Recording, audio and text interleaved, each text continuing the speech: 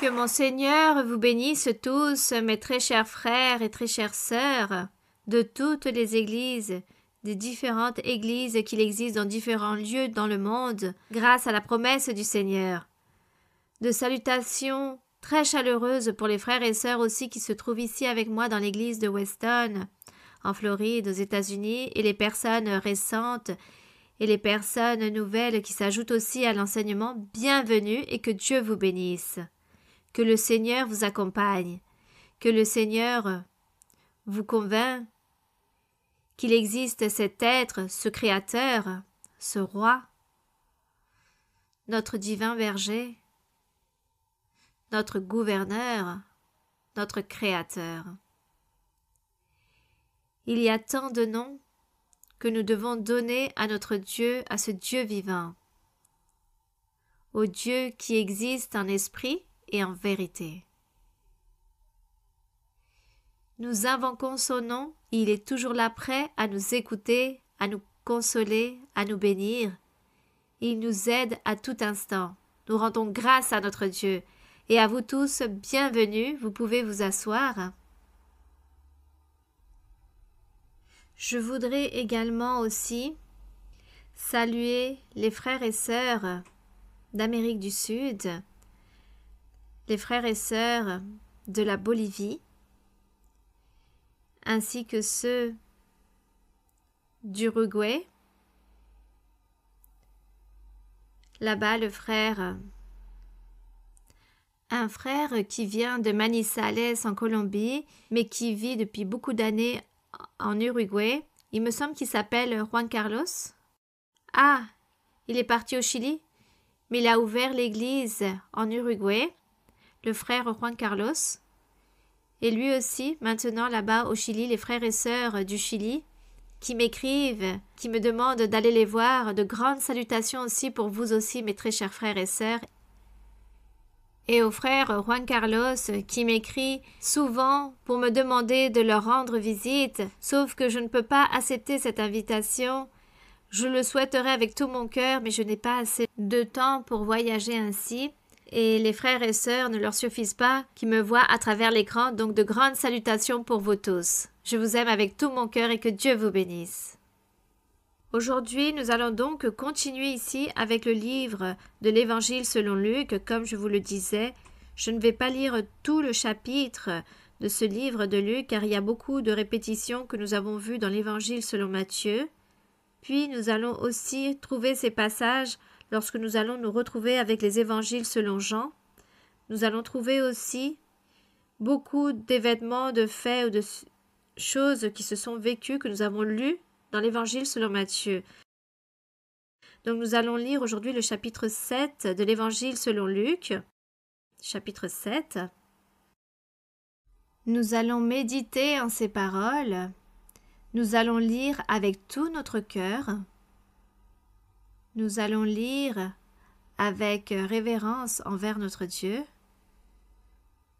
Nous allons méditer dans chaque verset, chaque parole, chaque mot. Nous allons analyser la grandeur de Dieu, la manière de comment Dieu s'est manifesté au monde, de quelle façon il se manifeste aux hommes, à l'humanité.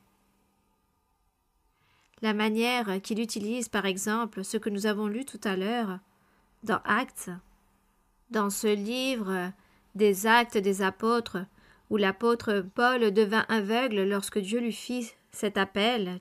Tout cela réveille en nous une émotion de comment Dieu utilise les personnages et de quelle façon aussi il vient et touche la personne,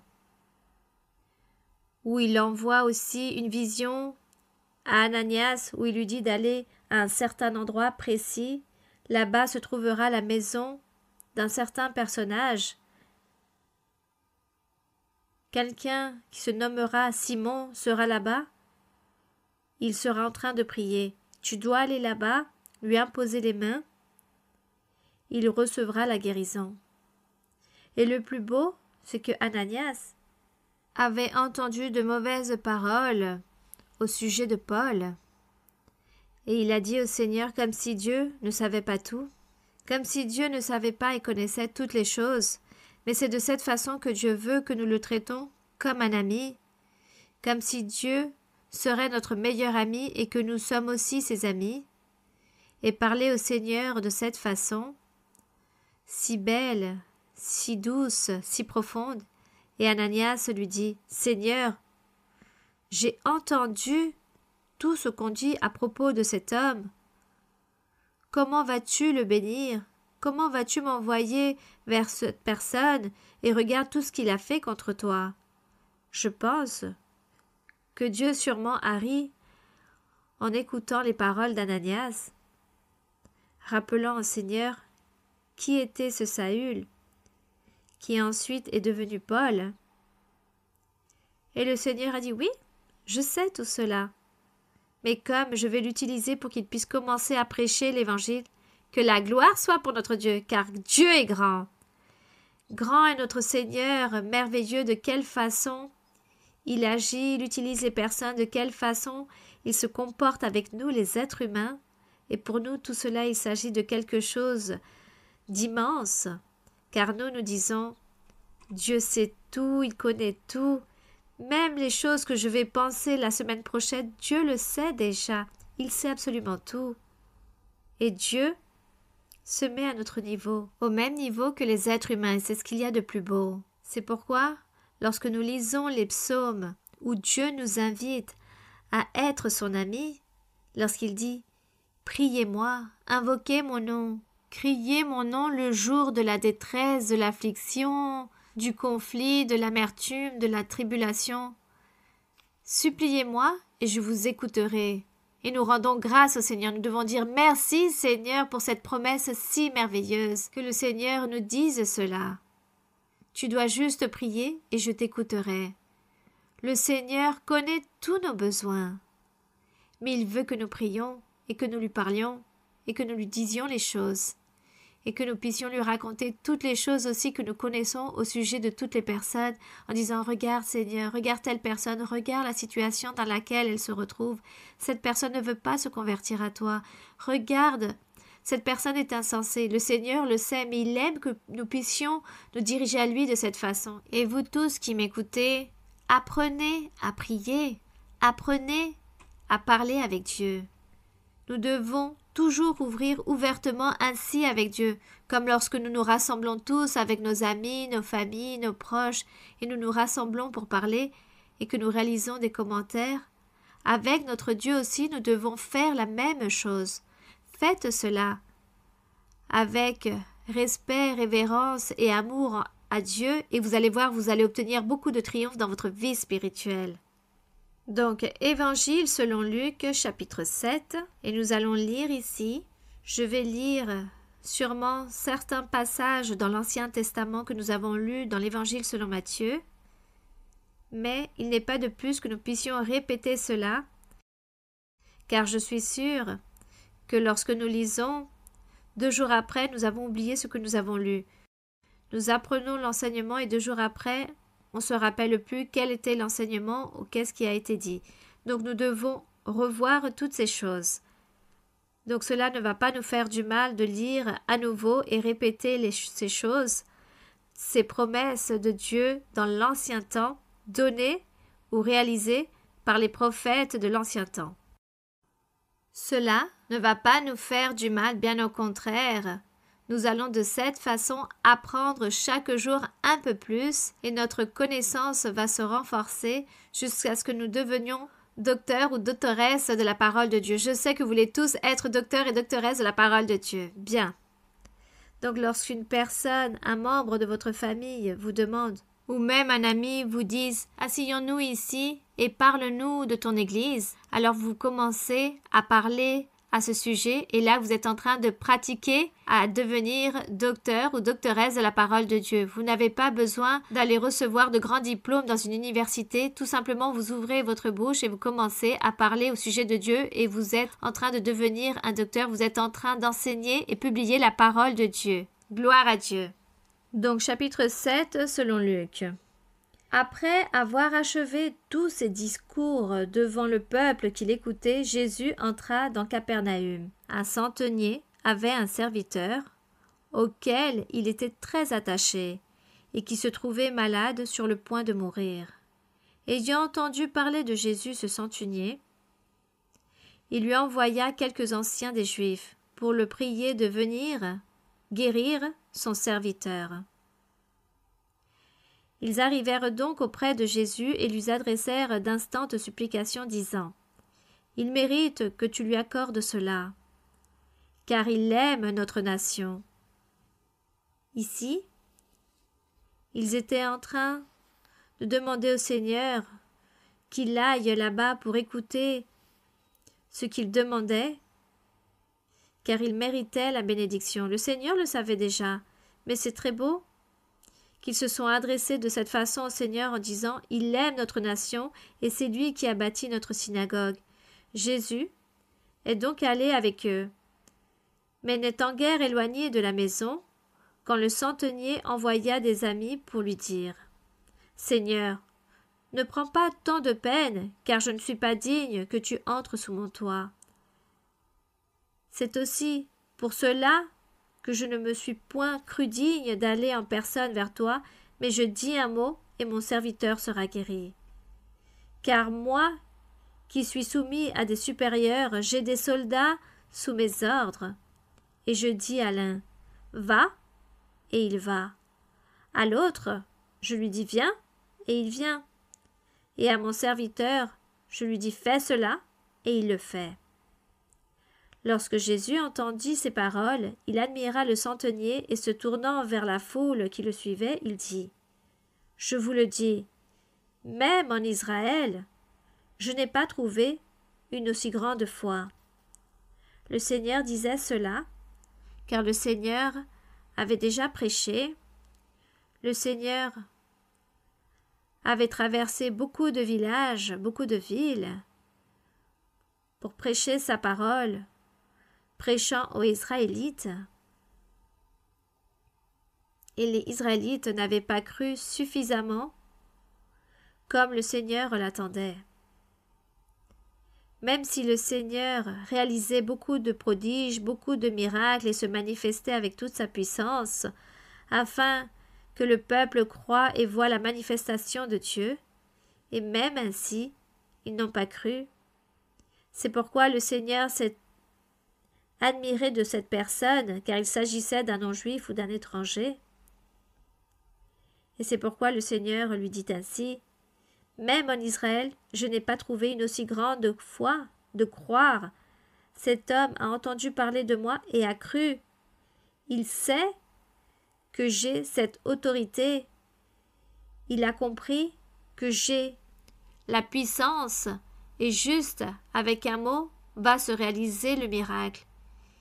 Il sait et croit que je n'ai pas besoin d'aller jusqu'à chez lui, jusqu'à sa maison, mais juste par le fait de parler, cet ordre sera réalisé. Ainsi l'a cru cet homme, il l'a compris, malgré qu'il ne provenait pas du peuple d'Israël, qu'il n'avait pas entendu que Dieu se manifeste et que Dieu est puissant et que Dieu a fait tant de miracles depuis qu'il s'est manifesté à l'homme, depuis qu'il a parlé à Abraham, à Noé, à tous ces personnages. Et ils n'ont pas cru, ayant lu aussi, dans l'histoire, tous les faits au sujet de notre Dieu. Or cet homme écouta ce que disait le Seigneur Jésus-Christ au sujet de son enseignement, et il y crut. Et avec cette foi, en croyant, il a dit « Seigneur, tu n'as pas besoin de venir, car je ne suis pas digne que tu viennes dans ma maison, mais parle, car tu es une personne remplie d'autorité, et la parole sera. » Donc dans le verset 10, il est écrit « De retour à la maison, les gens envoyés par le centenier trouvèrent guéri le serviteur qui avait été malade. » Et nous rendons grâce à notre Dieu. Que la gloire soit pour notre Dieu. C'est réalisé donc ici ce grand miracle. Le Seigneur a fait ce miracle. Que pourraient penser les frères et sœurs du Seigneur Jésus, les Israélites? Toutes ces personnes qui le suivaient, certaines pour écouter sa doctrine, et d'autres pour le critiquer, pour le murmurer, pour même l'accuser et lui poser tant de questions. Que penseraient toutes ces personnes? Cet homme nommé Jésus a tant de puissance, qui est-il? Cependant, cela ne fut pas suffisant. Cela ne fut jamais suffisant, la manifestation de Dieu, la puissance, les miracles, les prodiges. Tout cela ne fut pas suffisant pour convaincre beaucoup d'êtres, même encore au jour d'aujourd'hui. Encore aujourd'hui, il y a beaucoup de cœurs remplis d'obscurité, des cœurs endurcis, rebelles, non-croyants, qui voient la puissance de Dieu, qui se manifeste et n'y croient pas, n'acceptent pas. Ces gens se sont attachés à des croyances, à des traditions, se sont attachés à des théories, à leurs coutumes qu'ils se sont inventées des millions d'années en arrière, s'adonnant aux choses mondaines, aux délices du monde, aux fêtes, aux jours spécieux, aux repas spéciaux, aux fêtes et célébrations. Les gens s'attachent à toutes ces choses et leur pensée est si aveuglée, si fermée, qu'elles n'ont pas un instant ou une minute pour méditer dans les choses qui sont vraies, dans les choses réelles, qui est notre Dieu. Notre Dieu n'a jamais changé. Notre Dieu se comporte de la même façon avec les êtres. Notre Dieu a donné à l'être humain beaucoup de connaissances comme la technologie. Il a fait évoluer la médecine. Il a donné beaucoup d'intelligence à beaucoup d'hommes, à beaucoup d'êtres pour transformer la nature, pour transformer tout ce qui existe sur cette planète nommée Terre, pour faire beaucoup de choses merveilleuses, voire même incroyables aux yeux de l'être humain. Mais même avec tout cela, ce n'est pas suffisant pour penser à Dieu et reconnaître que notre Dieu, notre Créateur, est le Maître de tout, le Créateur de tout, l'auteur de toutes ces choses, l'auteur de la médecine, de la technologie, de tout ce que nous, aujourd'hui, nous voyons et pouvons profiter des choses. C'est Dieu qui est l'auteur de toutes ces choses, c'est le Créateur, celui qui a permis que l'homme puisse découvrir et continuera à découvrir encore plus de choses dans le futur. Mais tout cela n'a pas été suffisant pour que l'homme occupe son temps, ou du moins un instant, à penser en lui-même, en penser en sa propre vie, son âme, qu'est-ce qu'il deviendra après la mort. Cela peu leur importe, de penser plus loin que la mort, peu leur importe. Les gens s'inquiètent pour vivre les délices du monde, toute cette vie mondaine et tout ce que l'homme, ou l'ennemi du moins, peut offrir ou faire, tout ce que l'ennemi s'invente pour contredire Dieu, pour faire souffrir les personnes, pour établir de l'amertume, du malheur, des tristesses, pour que les personnes ne prennent pas plaisir pour les choses. Le diable fait tout cela. Mais les gens ne réagissent pas, ni pensent qu'en croyant en Dieu, et en aimant Dieu, et en essayant de le chercher avec tout notre cœur, on peut arriver à obtenir la paix, la joie, l'allégresse, le salut un jour après la mort, ce salut. Mais pendant ce temps, on peut essayer d'obtenir aussi beaucoup de triomphe dans cette vie, beaucoup de satisfaction dans tous les aspects. Mais les gens ne pensent pas ainsi, ne pensent pas en toutes ces choses. Chacun cherche son propre profit à sa propre façon, du côté le plus simple de comment le diable présente les choses, les facilités pour obtenir tous ces plaisirs ou même les richesses et beaucoup d'autres choses matérielles de la vie. Et voici ce qui a mené à notre Dieu de ressentir beaucoup de tristesse, beaucoup de déception en ayant créé l'homme, le monde. Car dans certains passages, il est écrit que Dieu se repentit d'avoir créé l'homme, mais tout est déjà fait. Maintenant, Dieu veut que cet homme insensé, rebelle, non-croyant, puisse se convertir, puisse changer. Et c'est pourquoi le Seigneur continue à se manifester depuis des millions d'années en arrière, jusqu'à aujourd'hui. Et même encore après ce qui viendra, Dieu continuera à se manifester avec toute sa puissance pour essayer de convaincre ce groupe d'insensés, de rebelles qui ne veulent pas accepter. Par contre, dans le monde, les gens ont formé leur propre religion, leur propre confession pour vivre des croyances en disant « Ah, moi j'accomplis dans ma religion, dans ma confession qui me mènera à la vie éternelle. » Mais ces religions ne vont pas faire cela. C'est notre véritable Dieu qui vit en esprit et en vérité. Comme lorsque Dieu a dit cela à cette femme samaritaine en disant « Arrivera le jour, ce ne sera plus dans ce temple physique ni dans telle ville. » Arrivera le jour où Dieu il faudra le chercher en esprit, car Dieu est esprit. C'est pourquoi Dieu est en train de se manifester. Il met Nathan en train de se manifester dans sa miséricorde, dans son amour. Il n'a pas pris en compte la rébellion, la dureté de cœur des personnes, mais Dieu a continué à insister et le Seigneur continue à insister. Et c'est pourquoi Dieu est en train d'établir son Église, toutes ces personnes qui ont un cœur affermi, disposé pour Dieu, et nous sommes ici en train de dire au Seigneur, nous voici Seigneur, envoie-nous Seigneur.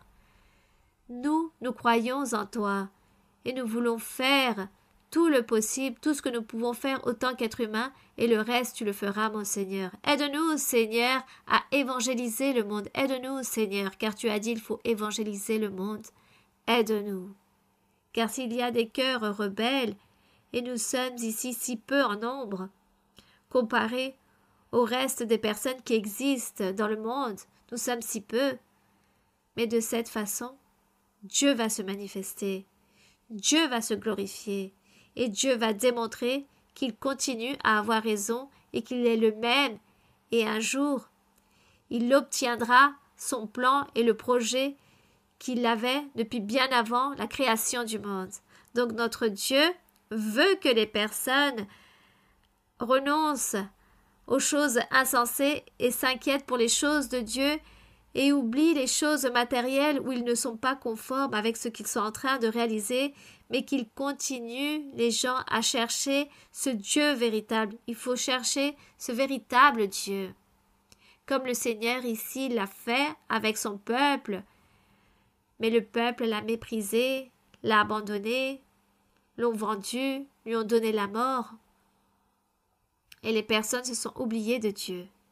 Et aujourd'hui, les gens disent, beaucoup disent, que sont confiants, que comme ils vivent leur vie religieuse, qu'ils vivent correctement et qu'ils font les choses correctement et plaisent à Dieu. Mais il s'agit d'un mensonge. Ils se plaisent à eux-mêmes, tout simplement, car ils cherchent leur propre bien, leur propre satisfaction, cherchent leur propre profit, à réaliser leurs propres fêtes, leurs propres repas. Et qui se satisfait et se rassasie? Eux-mêmes. Mais ils ne plaisent pas à Dieu. Mais nous rendons grâce, Seigneur, pour nous avoir donné cette Bible, et qu'ici, Seigneur, nous trouvons une grande richesse, où sûrement arrivera le jour de notre mort, et nous n'aurons même pas encore terminé de découvrir tant de mystères, tant de choses cachées dans ce livre. Il s'agit d'un livre mystérieux, un livre puissant aussi, car Dieu, lorsqu'il veut se manifester, lorsque Dieu veut vivifier un verset ici de la Bible, un paragraphe, un chapitre, il veut le vivifier dans notre vie, il le fait, Dieu le fait. Ce que ne font pas les personnes avec leur propre écrit, les livres qu'elles ont, il s'agit de livres que les personnes lisent. Oui, c'était un livre intéressant avec tout ce discours de tous ces personnages, mais la Bible, il s'agit d'une source d'eau vivante. Le Seigneur l'a fait revivre, c'est le Saint-Esprit. L'Esprit du Seigneur se trouve là, en train de nous rendre vivants et de faire qu'il s'agit d'une réalité, même si beaucoup d'années sont passées, des milliers d'années. Aujourd'hui, le Seigneur se manifeste de la même façon, c'est ce qu'il y a de plus beau. Lorsque le Seigneur disait à Ananias, « Va et parle, car j'ai choisi ce personnage et un plan avec lui. » Et Ananias disait, « Mais rappelle-toi qu'il s'est mal comporté, c'était même ton ennemi. » Et le Seigneur disait, « Ce n'est plus mon ennemi. » Et de la même façon, le Seigneur agit avec beaucoup de personnes. Ce serait beau que nous aussi, nous puissions avoir l'opportunité d'écouter tant de témoignages que les personnes racontent qui ont vécu avec le Seigneur lorsque le Seigneur leur a parlé à travers des rêves, des visions, et leur a fait des miracles, des choses merveilleuses. Cela est très très beau. Dieu vit, n'en doutez pas, n'ayez pas cette non-croyance. Éloignez-vous de cette non-croyance, croyez, soyez confiants, le Seigneur est Jésus-Christ. Et c'est le même Dieu, et c'est le Fils de Dieu, et il fut l'envoyé que Dieu a nommé, a envoyé sur la terre. Il n'en a pas eu un autre. Ce que les gens s'inventent, il s'agit d'un mensonge. Car nous, aujourd'hui, nous sommes en train de vivre la manifestation du Saint-Esprit et de ses dons merveilleux, et qu'il a laissé le Seigneur Jésus-Christ. Mais il y eut d'autres prophètes, d'autres personnes qui étaient très importants.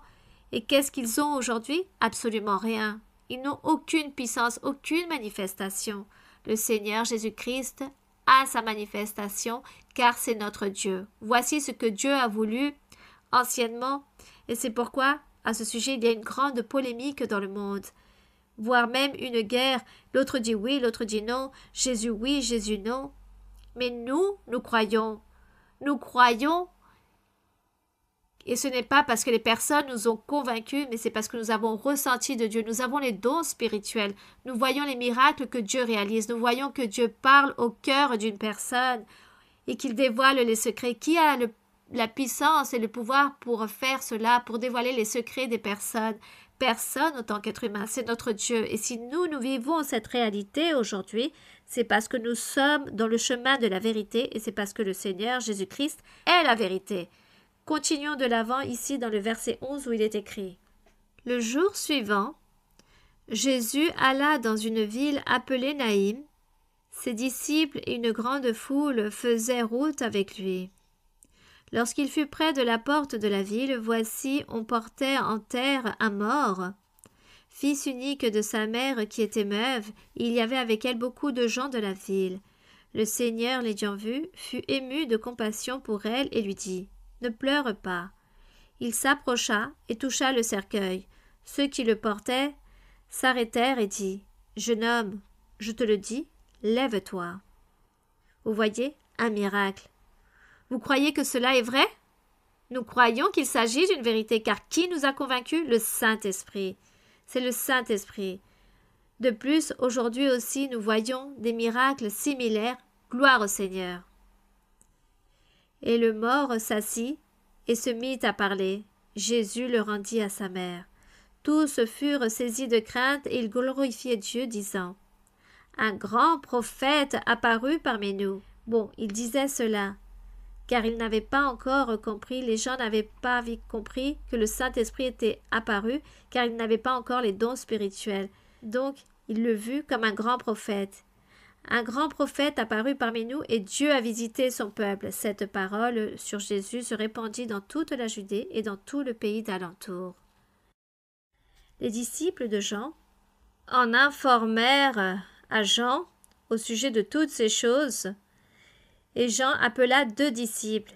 Dans ce passage, Jean-Baptiste, était déjà prisonnier, car selon les évangiles, l'histoire raconte que Jean-Baptiste, après qu'il a réalisé son travail, qu'il a prêché et baptisé les personnes et le Seigneur Jésus, on le livra en prison et nous avons lu cela déjà dans l'Évangile selon Matthieu. Ceci par le fait que Jean faisait un avertissement au roi au sujet d'un certain personnage, car il vivait en commettant des adultères.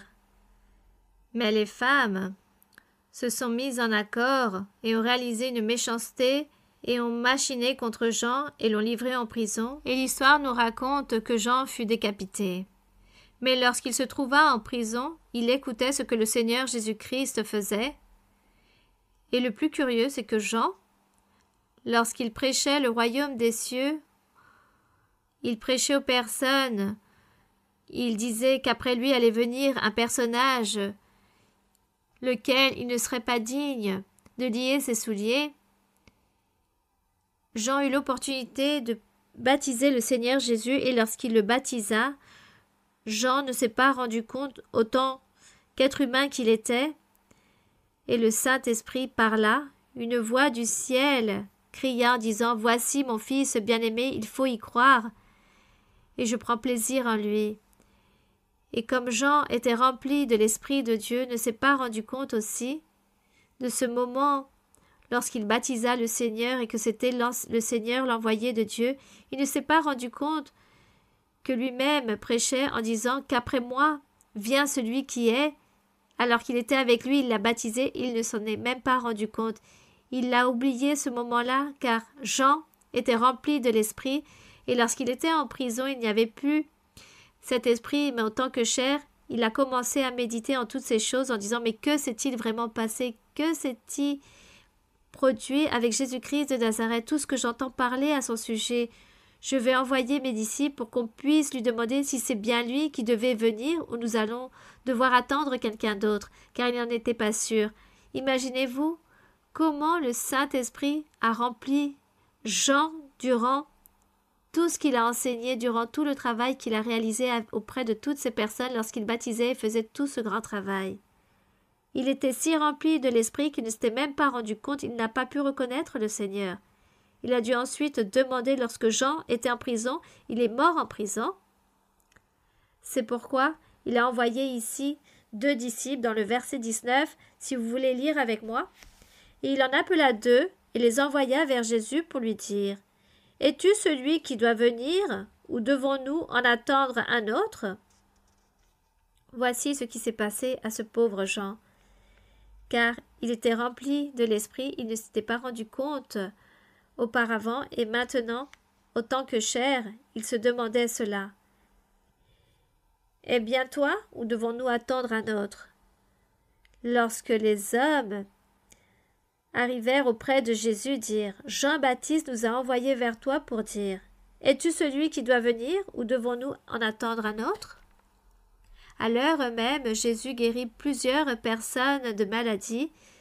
Le Seigneur, à ce moment-là, était en train de guérir beaucoup de personnes remplies de maladies, d'infirmités et d'esprits malins. Et à beaucoup d'aveugles, il leur rendit la vie. Et le Seigneur Jésus répondit « Allez rapporter à Jean ce que vous avez vu et entendu. Ce que vous êtes en train de voir en ce moment même, dites-lui, racontez-lui. Racontez à Jean cela.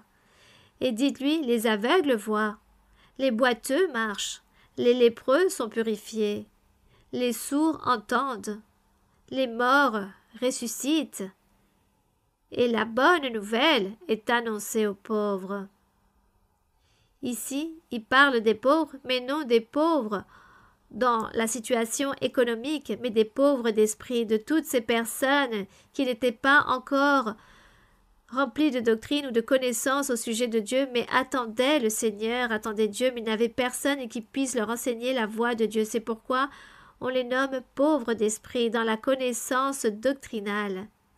Et je répète à nouveau, les morts ressuscitent, et les pauvres en esprit, à toutes ces personnes qui n'ont pas la doctrine ou la connaissance, mais qui attendent et espèrent en Dieu, la bonne nouvelle leur est annoncée. Donc Jésus leur dit « Allez voir Jean et racontez-lui toutes ces choses. » Le Seigneur savait que Jean avait lu les Écritures, que Jean connaissait très bien la parole de Dieu. Et c'est pourquoi le Seigneur Jésus n'a pas envoyé une réponse concrète en disant « Dites à Jean que je suis celui que je suis ». Non, le Seigneur n'a pas voulu répondre ainsi. Il a dit tout simplement « Allez voir Jean et dites-lui que les aveugles voient, les boiteux marchent, les lépreux sont purifiés, les sourds entendent, les morts ressuscitent, et ceux qui ne connaissent pas la parole de Dieu, ceux qui espèrent en Dieu, la bonne nouvelle leur sera annoncée. Et cela sera suffisant. Car Jean va comprendre, car il a lu les Écritures, et il connaît les signes que notre Dieu le Père avait donnés dans des temps anciens à travers les prophètes.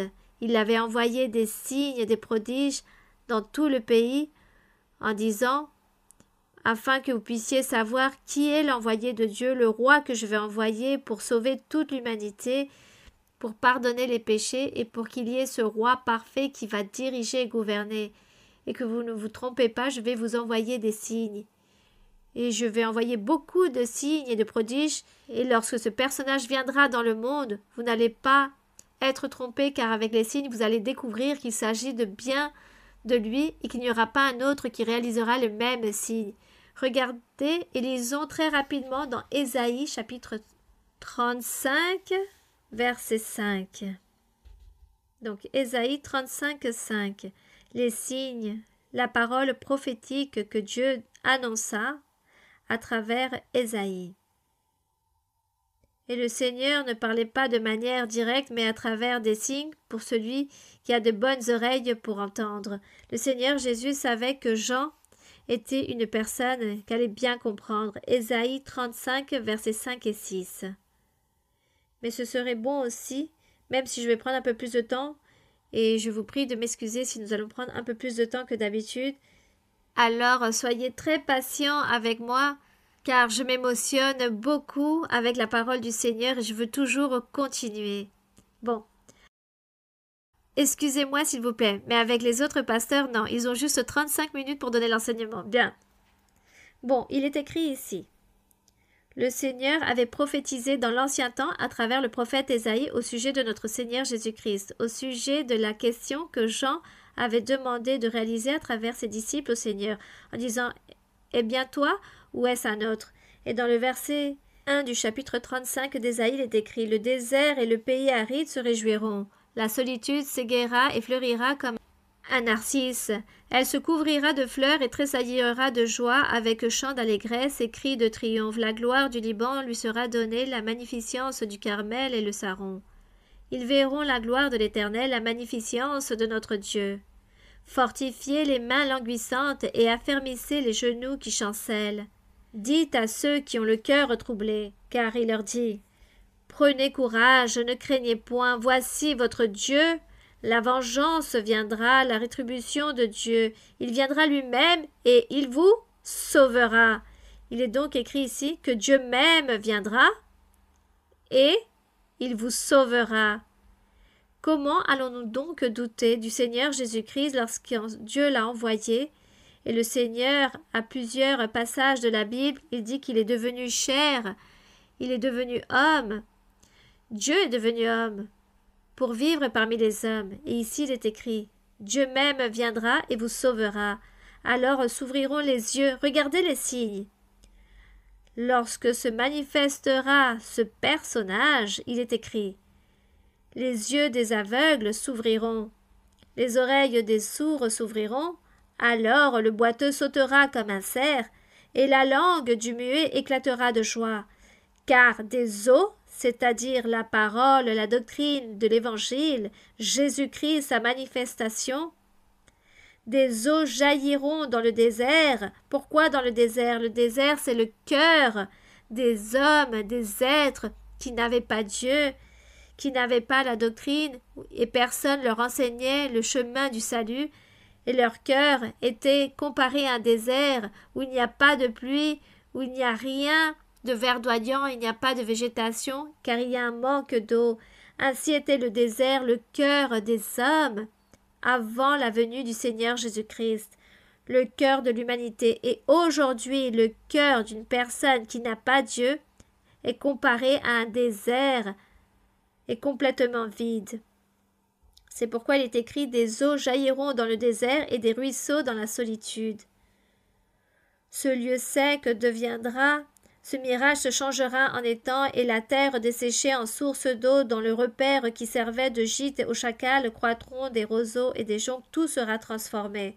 Car notre Dieu se manifesterait pour réaliser une transformation, un changement dans la vie des êtres, et c'est merveilleux. Dans le verset 10, il est écrit « Les rachetés de l'Éternel retourneront.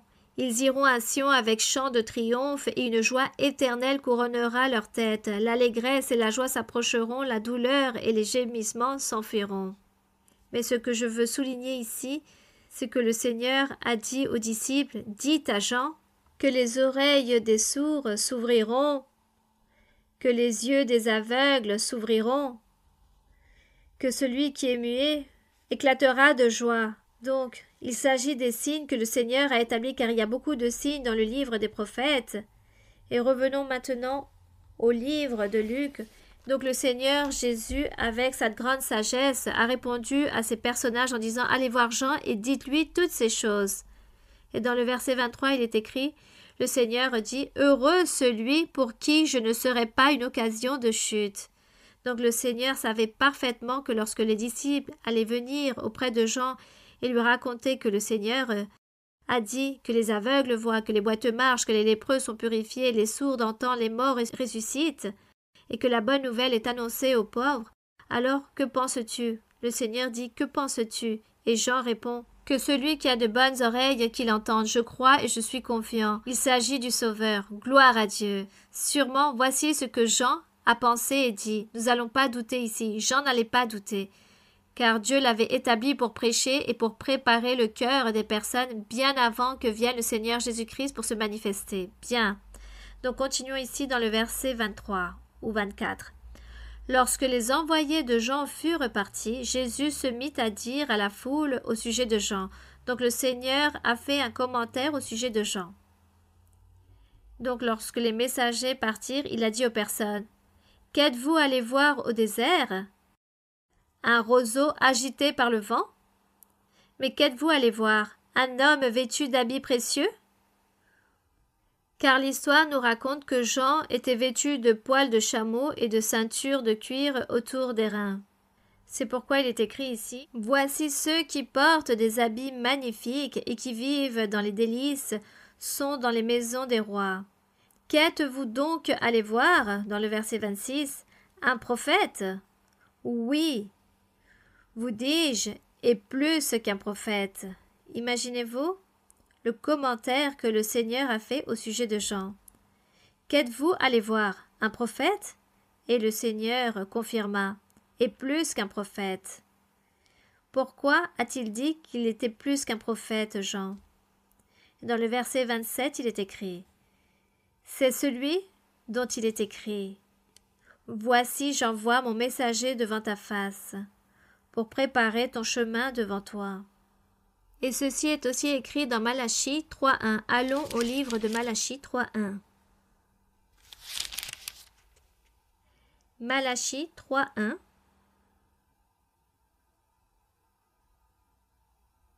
Qui se trouve avant le livre de l'Évangile selon Matthieu. Là se trouve la prophétie que Dieu a donnée beaucoup d'années en arrière, même beaucoup de siècles en arrière, bien avant de la venue du Seigneur Jésus-Christ. Il a utilisé le prophète Malachie. Dans le chapitre 3, le Seigneur parlait. Anciennement, il parlait pour les jours suivants, pour le futur. Donc nous lisons ici le futur et nous régressons dans le passé, dans Malachie 3.1. Qu'est-ce que dit le Seigneur? Nous allons donc lire tout cela. Voici, j'enverrai mon messager, il préparera le chemin devant moi. Et soudain entrera dans son temple le Seigneur que vous cherchez. Et le messager de l'alliance que vous désirez, voici, il vient, dit l'Éternel des armées. Gloire au Seigneur. Mais regardez ce qui est écrit, c'est merveilleux. Le Seigneur dit, voici, j'enverrai le messager, lequel va préparer le chemin devant moi.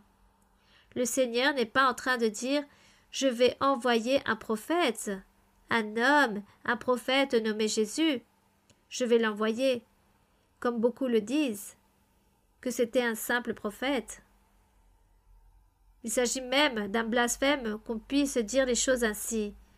Ici, le Seigneur parle de lui-même en disant « Lequel je vais préparer le chemin devant moi. Il viendra à son temple, lequel vous cherchez, Il s'agit du messager de l'Alliance, l'ange de l'Alliance. Il viendra et j'enverrai mon message avant moi pour qu'il puisse préparer le cœur des personnes et que les personnes se repentissent, car si le Seigneur vient directement, il allait condamner beaucoup de personnes et les châtier très durement. Allons et revenons de nouveau au livre de Luc, et c'est pourquoi le Seigneur Jésus, de nouveau, lorsqu'il dit au peuple, au sujet du commentaire qu'il fait au sujet de Jean, il leur dit « Qu'êtes-vous allé voir un prophète?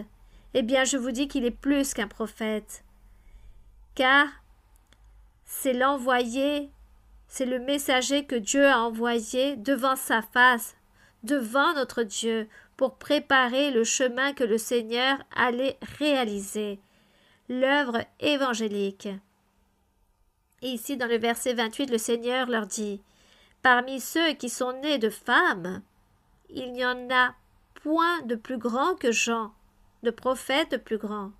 Alors, prêtez l'oreille, car il est écrit, parmi ceux qui sont nés de femmes, le plus grand prophète, il n'existait pas plus grand prophète, aussi supérieur que Jean. Même pas Moïse. Regardez que même pas Moïse. Car Moïse, Dieu l'a nommé comme leader, comme celui qui allait gouverner le peuple d'Israël, et c'est Dieu qui l'a formé à travers les lois. Moïse était avec le peuple pour enseigner les commandements de Dieu, mais Jean-Baptiste était supérieur, plus grand que Moïse, car Jean était le messager que Dieu a envoyé devant sa face, qu'il allait venir tout d'abord. Avant lui, Jean doit apparaître avant pour parler aux personnes, pour préparer des cœurs, que lorsque je viendrai me manifester, les cœurs seront prêts. Tous les cœurs doivent être déjà prêts. Et comme ce messager qu'eut cette dignité d'être nommé par Dieu le messager devant la face de Dieu, qui était Jean, c'est pourquoi il est écrit « Parmi ceux qui sont nés de femmes, il n'y en a point de plus grand que Jean. » Cependant, ce Jean prêtait bien l'oreille comme s'il s'agissait d'une contradiction. Cependant, le plus petit dans le royaume de Dieu est plus grand que lui, c'est-à-dire que Jean. Est-ce que vous comprenez? Il est donc écrit « Parmi ceux qui sont nés de femmes, il n'y en a point de plus grand que Jean. » Jean était donc plus grand que Moïse, disons-le ainsi. Mais le plus petit dans le royaume de Dieu, vous savez, qui sont ceux qui appartiennent au royaume de Dieu?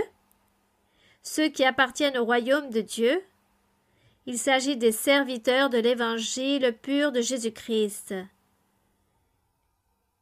Tous ceux qui appartiennent au royaume de Dieu, ce sont les croyants en Jésus-Christ, à qui on a prêché l'évangile et qui ont été baptisés et qui ont les dons spirituels, à qui Dieu parle et fait des miracles parmi eux. Il s'agit du royaume de Dieu. Ce sont ceux qui appartiennent au royaume de Dieu, qui pratiquent les commandements du Seigneur, qui ne pêchent pas. Alors Dieu fait qu'ils sont ses fils, et ce sont ces personnes qui appartiennent au royaume de Dieu, et nous gardons l'espérance d'appartenir au royaume de Dieu. Donc il est donc écrit « Cependant le plus petit dans le royaume de Dieu, c'est-à-dire le plus petit dans l'Église de notre Seigneur Jésus-Christ, établi par divers hommes et femmes appartenant à diverses nations, le plus petit d'entre eux est plus grand ou supérieur que Jean-Baptiste. » Vous comprenez pourquoi? Vous arrivez à imaginer pourquoi le plus petit du royaume des cieux est supérieur à Jean? Eh bien, tout simplement parce que Jean-Baptiste n'appartient pas à être membre de l'Église de Christ. Jean-Baptiste n'appartient pas à être du corps de Christ. Rappelez-vous que le corps de Christ est établi et formé par des personnes et croyant en Jésus-Christ dans l'Évangile. Et la tête de ce corps est Jésus-Christ. Et le corps, son Église, ses croyants, sont ceux qui ont entendu de l'Évangile, donc ceux qui se réjouissent et qui ont commencé à croire en le Seigneur Jésus-Christ. Il s'agit de ceux qui appartiennent au royaume de Dieu ou au royaume des cieux. C'est pourquoi Jean prêchait « Repentez-vous, car le royaume des cieux s'approche ». Et le Seigneur Jésus prêchait « Repentez-vous, car le royaume des cieux est là avec vous ». En parlant de lui-même, le Seigneur Jésus-Christ, en prêchant son évangile. Donc ici, le Seigneur dit « Le plus petit dans le royaume de Dieu, parmi les croyants de Jésus-Christ, de l'Église du Seigneur, le plus petit est plus grand ou supérieur à Jean, car le plus petit du royaume des cieux appartient au corps de Christ, tandis que Jean n'appartient pas au corps de Jésus-Christ. Jean devient l'ami du Seigneur. Je ne sais pas si lorsque nous avons lu au sujet des noces de Canaan, le Seigneur parlait au sujet de Jean, où il parlait l'ami de l'époux. Lorsqu'il disait cela aux disciples, « Pourquoi tes disciples ne jeûnent pas alors que les disciples de Jean jeûnent à tout instant ?» Il demandait au Seigneur Jésus-Christ pourquoi les disciples du Seigneur ne jeûnaient pas. « Car les disciples de Jean ne sont pas avec moi. » Voici ce que disait le Seigneur. « Tandis que vous, mes disciples, vous êtes avec moi et vous n'avez pas besoin de jeûner, car je suis ici avec vous et je vous donne tout, je vous enseigne la doctrine, le chemin, la repentance, la vie sainte, la vie parfaite. Je vous donne la paix, la joie, l'allégresse, je suis avec vous. Vous n'avez pas besoin de réaliser un jeûne, tandis que les disciples de Jean, oui, car ils sont établis à que le diable puisse les persécuter, ils ont besoin de réaliser des jeûnes pour qu'ils Dieu les aide, tandis que moi je suis avec vous, je suis là avec vous, je vous protège, je vous donne tout. Alors pourquoi mes disciples vont-ils réaliser de jeûnes? Je ne sais pas si vous vous rappelez de cela, je pense que vous vous souvenez. C'est pourquoi le Seigneur Jésus disait « Ceux qui sont invités aux noces ne peuvent pas être remplis d'amertume, car il s'agit d'une fête de mariage, vous devez être allègre. » Tandis que l'ami de l'époux, Dieu disait que Jean était l'ami, tandis que l'ami de Jean allait prendre plaisir car ils allaient se retrouver avec l'époux et l'épouse, c'est-à-dire Jésus-Christ avec ses serviteurs, avec son Église, et que Jean allait se remplir d'allégresse par être cet ami qui allait assister à ses noces un jour, dans les noces de l'agneau. Il va y avoir beaucoup d'invités, il y aura les amis du Seigneur, et parmi ces amis, il y aura Jean, cet invité, Jean-Baptiste. Et Jean n'appartient donc pas au corps de Christ, mais les croyants du Seigneur Jésus, oui. C'est pourquoi le plus petit dans le royaume des cieux est plus grand que Jean. J'espère que j'ai pu me faire comprendre. Mais il s'agit d'un enseignement merveilleux, et si nous arrivons à le comprendre, il y a tant de bénédictions que Dieu nous donnera. Car nous ouvrons notre entendement et nous aimons encore plus le Seigneur, car nous comprenons son chemin, ses mystères, et nous rendons grâce au Seigneur. Puis ici, dans le verset 29, il est écrit « Et tout le peuple qui l'a entendu et même les publicains ont justifié Dieu en se faisant baptiser du baptême de Jean. Mais les pharisiens et les docteurs de la loi, en ne se faisant pas baptiser par lui, ont rendu nul à leur égard le dessein de Dieu. » Vous voyez? Ici, ils ont méprisé les pharisiens et les docteurs de la loi, qui étaient les docteurs de l'ancien temps, chargés d'enseigner la parole de Dieu, la loi de Moïse. Et ils n'ont pas cru. Ils avaient un cœur très dur et étaient très rebelles. C'était très triste. Mais ainsi tout était écrit. Puis le Seigneur a dit « À qui donc comparais-je les hommes de cette génération? À qui ressembleront-ils? Ils sont ressemblants aux enfants assis dans la place publique et qui, se parlant les uns aux autres, disent « Nous vous avons joué de la flûte et vous n'avez pas dansé. Nous vous avons chanté des complaintes et vous n'avez pas pleuré. Car Jean-Baptiste est venu, ne mangeant pas de pain et ne buvant pas de vin, et vous dites, il a un démon faisant référence au Seigneur Jésus-Christ. Le Fils de l'homme est venu mangeant et buvant, et vous dites, c'est un mangeur et un buveur, un ami des publicains et des gens de mauvaise vie. » Mais la sagesse a été justifiée par tous ses enfants. Donc le Seigneur était en train de dire comment est-ce possible? Si l'un ne mangeait pas était mauvais, et si l'autre mangeait beaucoup était mauvais. Voici la manière de l'homme d'être non-croyant, insensé, rebelle, qui ne se conforme pas, qui n'accepte pas les choses de Dieu et établit toujours un défaut, un obstacle à tout pour justifier sa non-croyance. Nous n'allons pas être ainsi. Nous voulons adonner notre cœur à Dieu. Puis ici, dans le verset 36, il est écrit « Un pharisien pria Jésus de manger avec lui. Jésus entra dans la maison du pharisien et se mit à table. Et voici une femme pécheresse qui se trouvait dans la ville, ayant su qu'il était à table dans la maison du pharisien, apporta un vase d'albâtre plein de parfums, et se tint derrière aux pieds de Jésus et pleurait, et bientôt elle lui mouilla les pieds de ses larmes, puis les essuya avec ses cheveux et baisa et les oignit de haut parfum. » Le pharisien qui l'avait invité, voyant cela, dit en lui-même « Si cet homme était prophète, voyez, il doutait. On l'a invité, mais regardez cette hypocrisie.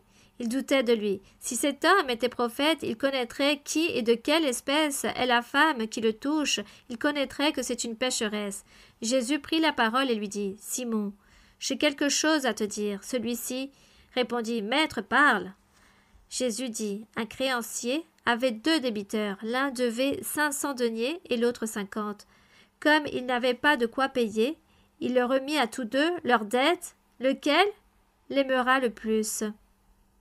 Simon répondit « Celui, je pense, auquel il a plus remis. » Jésus lui dit « Tu as bien jugé. » Puis, se retournant vers la femme, il dit à Simon « Vois-tu cette femme?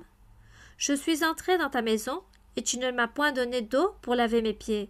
Mais elle, donc disons les coutumes anciennes, mais elle a mouillé de ses larmes et les a essuyées avec ses cheveux. Tu ne m'as pas donné de baiser, car c'était la coutume aussi ancienne. Tu ne m'as pas donné de baiser, mais elle, depuis que je suis entrée, elle n'a point cessé de me baiser les pieds. Tu n'as point versé d'huile sur ma tête, mais elle a versé du parfum sur mes pieds. C'est pourquoi je te dis, ses nombreux péchés ont été pardonnés, car il s'agissait d'une femme pécheresse. Donc, ses nombreux péchés ont été pardonnés, car elle a beaucoup aimé. Mais celui à qui on pardonne peu, aime peu. Et il a dit à la femme, tes péchés sont pardonnés. Ceux qui étaient à table avec lui, c'est-à-dire avec cette parabole, le Seigneur a enseigné à l'homme. Le sujet n'était pas parce que c'était une femme remplie de péchés qu'elle n'allait pas mériter les choses. Le Seigneur a dit, malgré qu'il s'agissait d'une femme remplie de péchés, elle a fait tant de choses pour gagner le pardon du Seigneur, et c'est pourquoi le Seigneur l'a pardonnée. Et dans tout ce qu'elle a fait, le Seigneur lui a pardonné selon toutes ses actions. Et celui qui pensait être saint, qui ne commettait pas de péché, n'a rien fait pour le Seigneur, donc le Seigneur n'allait pas lui pardonner beaucoup de choses. Mais à elle, oui. Et c'est pourquoi à elle, le Seigneur lui a dit à cette femme, tes péchés sont pardonnés. Et ceux qui étaient à table avec lui se mirent à dire en eux-mêmes, qui est celui-ci qui pardonne même les péchés? Mais Jésus dit à la femme, ta foi t'a sauvée, et va en paix. Il lui a dit, va en paix, ta foi t'a sauvée. Car à partir de là, elle a cru. Elle a cru en le Seigneur Jésus-Christ, elle a cru en l'envoyé de Dieu, en l'ange de l'Alliance, en ce Sauveur. Comme nous aussi, nous croyons en le Seigneur, nous croyons en notre Dieu. Nous allons donc prier notre Dieu. Nous allons demander au Seigneur qu'il se remplisse de miséricorde, qu'il nous aide à croire et à déposer notre confiance en lui, et que le Seigneur nous aide à recevoir ses bénédictions. Nous allons donc prier notre Dieu avec tout notre cœur. Ouvrez votre bouche, priez le Seigneur, et Dieu est là pour écouter la prière de chacun. Au sujet de tous vos besoins, de vos souhaits, demandez en ce moment même au Seigneur. Et ceux qui sont malades, il existe tant de maladies. Parfois les gens me disent « Pourquoi je ne prie pas pour les maladies des reins ou des nerfs ?» Je ne vais pas prier maladie sur maladie, car il existe tant de maladies, mais Dieu les connaît. Dieu connaît tout. Il sait à votre sujet quelle maladie vous vivez, et si vous demandez au Seigneur, Dieu connaît les maladies et vous énumérez au Seigneur tout ce que vous avez et de quoi vous avez besoin. Alors ne vous inquiétez pas si nous ne mentionnons pas à Dieu au sujet de toutes les maladies, car Dieu les connaît. C'est impossible, autant qu'humain, de connaître toutes ces choses. Je pense qu'on devrait être même médecin et encore pour connaître toutes les maladies et les énumérer, sachant que notre Dieu le sait et nous disons Seigneur, toutes les maladies. Le Seigneur te supplie, chacun a une maladie et demande à travers ce qu'il a besoin et Dieu nous écoute. Nous prions et Dieu nous écoute. Nous devons croire en cela et être confiants en le Seigneur. Père saint, éternel Dieu, béni soit notre Dieu tout-puissant. Père de notre Seigneur Jésus-Christ, notre Dieu qui est grand, juste, le Dieu d'Abraham, d'Isaac, notre Dieu tout-puissant qui se manifeste et qui s'est manifesté anciennement aussi. Ta manifestation est merveilleuse. Et aussi, Seigneur, aujourd'hui, tu continues à te manifester. Tu te manifestes au cœur qui se dispose, qui t'aime, qui te cherche, ces cœurs qui déposent leur confiance en toi. Mais toi aussi, tu te remplis de bonté et tu t'es manifesté sur beaucoup de cœurs, même à des non-croyants, même des personnes qui n'ont pas une croyance suffisante. Mais toi, Seigneur, tu es là pour écouter chaque personne, pour observer chaque personne. Tu écoutes les plaintes, les douleurs, les tristesses, les amertumes, les souffrances. Tu écoutes tout, mon Seigneur. Seigneur, tu te trouves dans chaque personne, en train de tous nous regarder. Tu regardes les douleurs, leurs besoins. Tu connais les souhaits que chacun porte. Ta main toute puissante fasse des miracles. Envoie des prodiges sur chacun. Purifie, mon Seigneur. Libère chaque personne, mon Seigneur. Tends ta main qui guérit. Manifeste-toi à travers la guérison, des miracles, des prodiges. Car nous sommes en train de prêcher un Dieu vivant, puissant, un Dieu qui vit, qui a existé et qui existe et qui continuera à exister, un Dieu tout-puissant. Nous prêchons un Dieu vivant, notre Dieu de la Bible, notre Dieu de Moïse, de tous ces personnages de l'ancien temps, des prophètes. Merci, mon Père saint. Tu connais aussi la pensée de chaque personne. Seigneur, tu donneras et tu réaliseras ces miracles, et tu te manifesteras dans chaque personne, et tu guériras, tu purifieras, et tu béniras, et tu rendras heureux les personnes.